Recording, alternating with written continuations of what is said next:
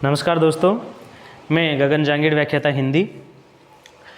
हमने पिछली क्लास में चर्चा की छंद के सामान्य परिचय के बारे में, और अब हम चर्चा करेंगे अपने पाठ्यक्रम में जो छंद कक्षा 12 में दिए गए हैं उन पर। लौकिक छंद तक हमने पढ़ा था पिछली कक्षा में। लौकिक छंद का वर्गीकरण हमने किया था। अब हम छंद से संबंधित जो शब्दावली प्रयुक्त होती है उन पर बात करेंगे कि वर्णिक छंद क्या है, मात्रिक छंद क्या है, सम, अर्धसम, विषम, साधारण और दंडक ये क्या है, और इनसे संबंधित अन्य शब्दावली जो प्रयुक्त होती है छंद शास्त्र में उस पर चर्चा करेंगे। तो सबसे पहले हम बात करते हैं वर्णिक छंद पर। इससे पिछली कक्षा में आपको बताया जा चुका है कि छंद को दो भागों में बांटा गया। छंद के प्रकार पूछे तो छंद के प्रकार जो दो हैं वो हैं वैदिक और लौकिक।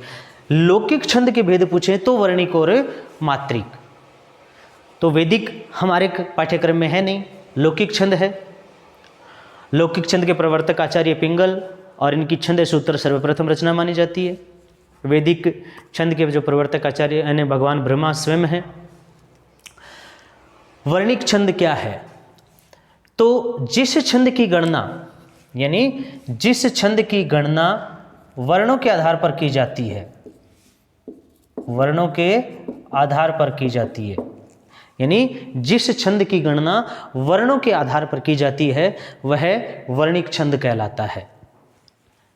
मात्रिक छंद, जिस छंद की गणना मात्राओं के आधार पर की जाती है, जिस छंद की गणना मात्राओं के आधार पर की जाती है तो वो मात्रिक छंद है।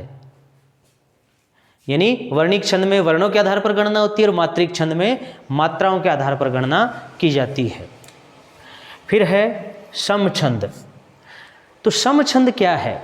सम छंद का मतलब है कि एक छंद में सामान्यतः 4 चरण होते हैं। एक छंद जो होता है उसमें सामान्यतः 4 चरण होते हैं, यानी प्राय 4 चरण होते हैं। कई बार 6 चरण भी होते हैं जिसको गाथा छंद बोलते हैं, जैसे छपे कुंडलिया जैसे छंद है, लेकिन सामान्य तौर पर 4 ही चरण होते हैं। और उन चारों चरणों में अगर किसी छंद के चारों चरणों में समान लक्षण प्राप्त होते हैं, यानी किसी छंद के चारों चरणों में समान लक्षण प्राप्त होते हैं तो वो सम छंद कहलाता है। फिर है अर्धसम छंद। अर्धसम छंद का मतलब जो 4 चरण हैं उन चारों में समान लक्षण नहीं होते, आधे आधे चरणों में समान लक्षण होते हैं। तो जहां आधे आधे चरणों में समान लक्षण प्राप्त होते हैं, आधे आधे का मतलब 4 चरण हैं, 1 2 3 4, तो वहां पर 1 और 3 तथा 2 और 4, यानी पहला तीसरा दूसरा और चौथा चरण सम्मान प्राप्त होते हैं। जैसे दोहा सोरठा होता है, यहाँ पे चौपाई, सम छंद का एग्जाम्पल चौपाई। तो 1 और 3 और यानी पहला तीसरा दूसरा और चौथा, यानी विषम और सम, सम चरणों में समान लक्षण और विषम चरणों में समान लक्षण, तो वो अर्धसम छंद होता है। फिर है विषम छंद। विषम छंद में क्या होता है? इसमें ना तो आधे चरण समान होते हैं और ना ही सारे चरण समान होते हैं, बल्कि होता क्या है, इसमें सभी चरणों में अलग लक्षण प्राप्त होते हैं। ना तो आधे समान है और ना ही पूरे, यहाँ सभी चरणों में अलग अलग लक्षण प्राप्त होते हैं, तो वो विषम छंद होता है। यानी सभी चरणों में अलग अलग लक्षण, वो विषम छंद है। सभी चरणों में अलग अलग लक्षण, तो विषम छंद यानी विषम छंद कहलाता है। सम छंद में तो सारे चरणों में समान लक्षण, अर्धसम में आधे आधे चरणों में समान लक्षण, और आधे आधे भी कैसे, पहला तीसरा और दूसरा चौथा, यानी विषम चरणों में समान और सम चरणों में समान लक्षण। और विषम चरणों में विषम छंद जो है उसमें ना तो आधे समान ना ही पूरे, वहाँ सभी चरणों में ही अलग अलग लक्षण प्राप्त होते हैं, तो विषम छंद है। फिर बात करते हैं हम साधारण और दंडक छंद की। साधारण छंद क्या है और दंडक छंद क्या है? तो साधारण और दंडक, साधारण छंद अगर वर्णिक छंद में अगर हम बात करें तो वर्णिक छंद में 1 से 26 तक, 1 से 26 तक अगर किसी छंद के एक चरण में, किसी छंद के एक चरण में 1 से 26 तक वर्ण प्राप्त होते हैं, यानी 1 से 26 तक अगर किसी वर्णिक छंद में एक ही चरण में अगर 1 से 26 तक वर्ण प्राप्त हो रहे हैं तो वो साधारण छंद है। और इधर भी यही स्थिति है कि मात्रिक में 1 से 32 तक मात्रा संख्या वाले, यानी मात्रिक छंद में अगर किसी छंद के एक चरण में 1 से 32 तक मात्राएं प्राप्त हो रही हैं, यानी मात्रिक छंद में किसी छंद के चरण में अगर 1 से 32 तक मात्रा प्राप्त हो रही है तो वो साधारण छंद है, साधारण मात्रिक छंद है। और 1 से 26 तक वर्ण प्राप्त हो रहे हैं तो वो साधारण वर्णिक छंद है। 26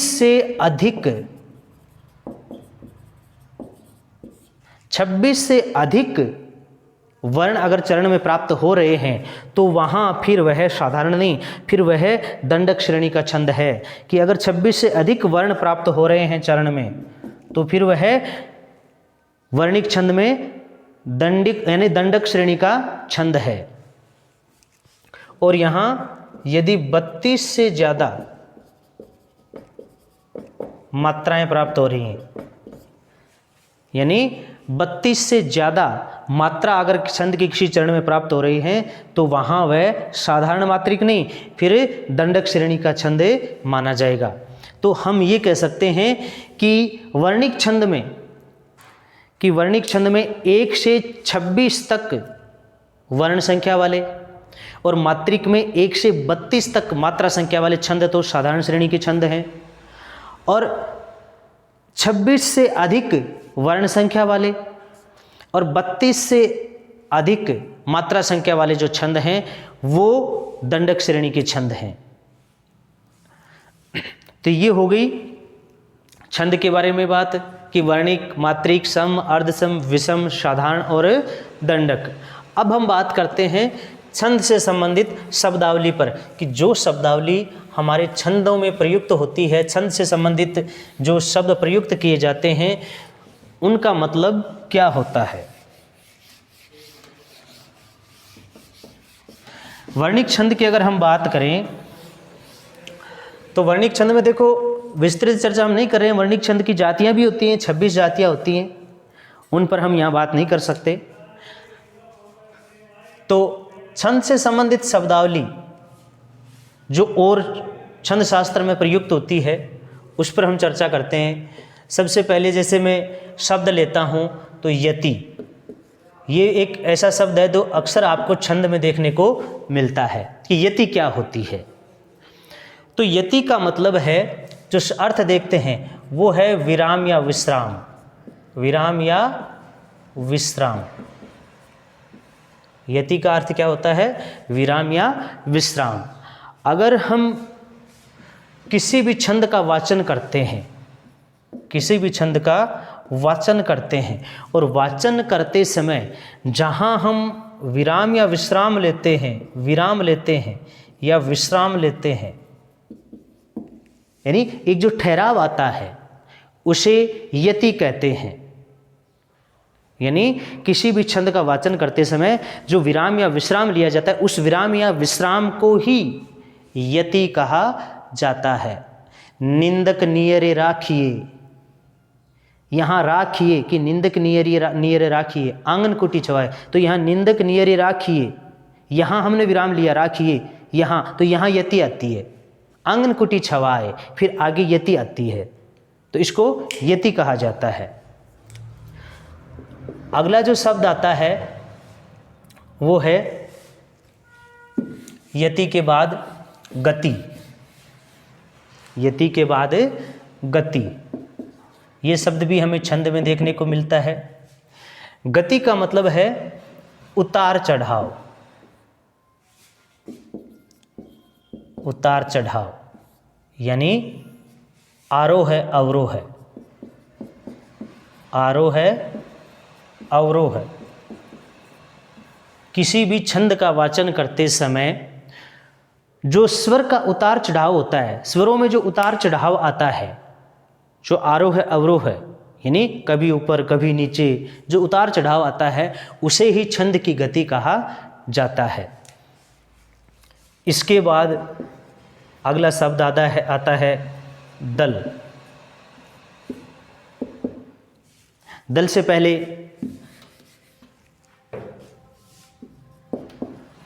पाद या चरण, इसको चरण भी बोल देते हैं कि पाद या चरण।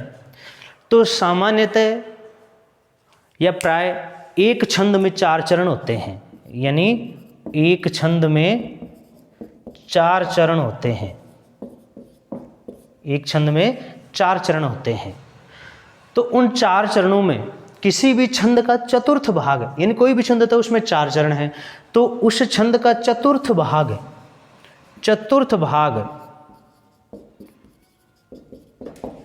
पाद या चरण कहलाता है। यानी प्रत्येक छंद का चतुर्थ भाग ही क्या कहलाता है? पाद या चरण कहलाता है। और सामान्यतः प्राय करके एक छंद में 4 चरण होते हैं और प्रत्येक छंद का चतुर्थ भाग क्या कहलाता है? पाद या चरण कहलाता है। यानी प्रत्येक छंद का चतुर्थ भाग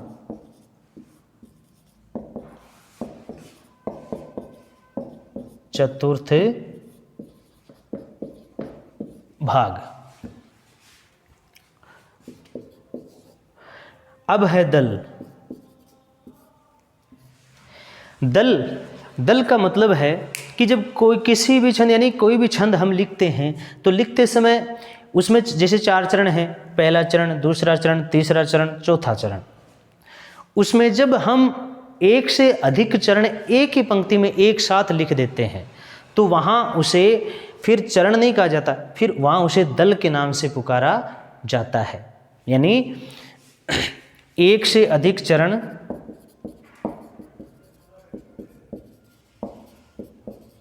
एक साथ लिखने पर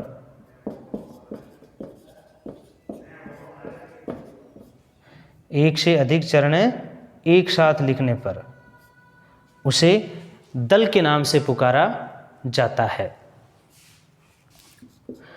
अगला जो शब्द आता है हमारे सामने वो है जैसे यति, गति, पाद, चरण, दल और गण और मात्रा। गण का मतलब होता है 3 अक्षरों का व्यवस्थित समूह है, गण कहलाता है। यानी 3 अक्षरों का एक व्यवस्थित समूह है।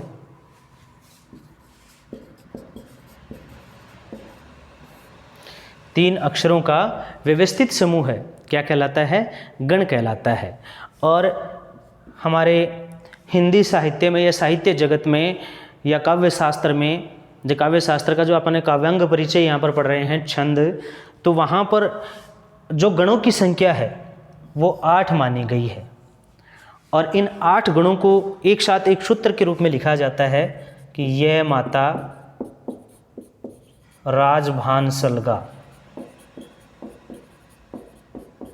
यह माता राजभान सलगा। यानी यगण, मगण, तगण, रगण, जगण, भगण, नगण, सगण, लघु और गुरु, इस तरह से ये 8 गण माने जाते हैं। यानी यगण, मगण, तगण, रगण, जगण, भगण, नगण, सगण और लघु व गुरु। तो गण क्या है? 3 अक्षरों का व्यवस्थित समूह है। अगला जो शब्द है जो यहाँ छंद शास्त्र में प्रयुक्त होता है वो है मात्रा। तो मात्रा का मतलब है कि किसी भी स्वर का वाचन करने में जो समय लगता है उसको मात्रा कहते हैं। किसी भी स्वर का वाचन करने में जो समय लगता है उसे क्या बोलते हैं? मात्रा बोलते हैं। तो इस तरह से ये है छंद से संबंधित शब्दावली और छंद का वर्गीकरण। ये कक्षा 12 के लिए है। अब छंद में क्या होता है, कुछ मात्रा निर्धारण के कुछ नियम होते हैं। छंद में मात्रा निर्धारण के कुछ नियम होते हैं कि कहाँ मात्रा लगती है और कहाँ मात्रा नहीं लगती है। तो छंद के मात्रा निर्धारण के जो नियम हैं वो हम अगली क्लास में चर्चा करेंगे उन पर। तब तक के लिए धन्यवाद। आप स्क्रीनशॉट ले लीजिए।